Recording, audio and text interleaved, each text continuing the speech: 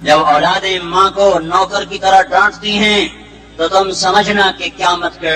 नक्कारे पे चोट पड़ने वाली है। मेरे एक लफ्ज के इजाफे के साथ जब तुम देखो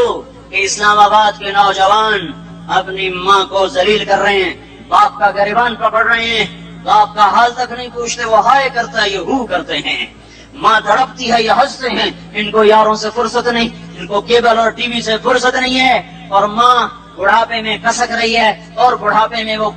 तड़प रही है और बाप की हाय हाय है। जब इस्लामाबाद के नौजवान अपने माँ बाप से नौकर जैसा सलूक करेंगे तो क़यामत के नकारे पर चोट पड़ जाएगी। मेरे नबी ने यही नहीं कहा, जब हुक्मरान शराबी और ज़ानी हो जाएंगे, और जब फौज वाले बदयानत हो जाएंगे, और जब पुलिस वाले रिश्वत लेने वाले बन जाएंगे, और जब अफसरान वो बदयानत हो जाएंगे, नहीं, कब क़यामत आएगी, कब क़यामत आएगी? जब लोग बुत परस्त हो जाएंगे, जब जिना